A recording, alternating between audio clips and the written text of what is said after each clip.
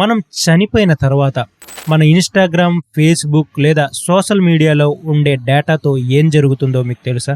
2100 నాటికి ఫేస్బుక్లో బ్రతికున్న వారి కంటే చనిపోయే వాళ్ళే ఎక్కువ.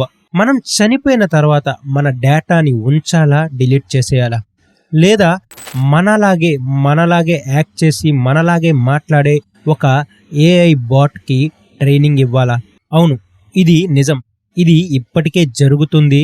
ఇన్ ఫ్యూచర్లో ఇది ఇంకా ఎక్కువగా జరగబోతుంది. ఇంకొక 10 సంవత్సరాల్లో ఎవరినైనా గుర్తుపట్టలేనటువంటి మన తాలూకా డిజిటల్ వెర్షన్లను తయారు చేయగలరు. నీ టిండర్ బయో, ఇన్స్టాగ్రామ్ ప్రొఫైల్, నీ రెడిట్ పోస్టులు, వీటన్నిటినీ కలిపి ఒక డిజిటల్ క్లోన్ తయారు చేయబడుతుంది. సేమ్ నీలాగే మాట్లాడుతుంది, నీలాగే ఆలోచిస్తుంది, శాశ్వతంగా నీలాగే బ్రతుకుతుంది. భవిష్యత్తులో మన డేటాలను యూజ్ చేసుకుంటూ జీపీటీలకు శిక్షణ ఇవ్వచ్చు. మీ మనవడో మనవరాలో జీపీటీని అడగొచ్చు, మీరు నా ప్రదేశంలో, మీరు నా సిచ్యువేషన్లో ఉంటే ఏం చేస్తారు అని. అది కూడా సేమ్ మీరు ఎలాగైతే ఆలోచిస్తారో అదే విధంగా సమాధానాలు కూడా ఇస్తుంది.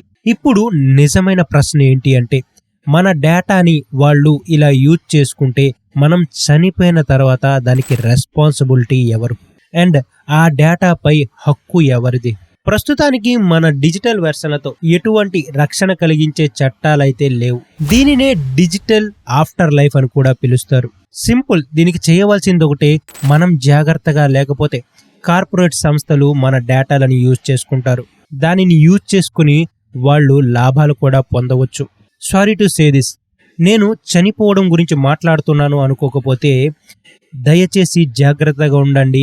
మీ డిజిటల్ డేటాలపై ఎటువంటి అప్డేట్స్ వచ్చినా దాన్ని జాగ్రత్తగా ఆలోచించండి.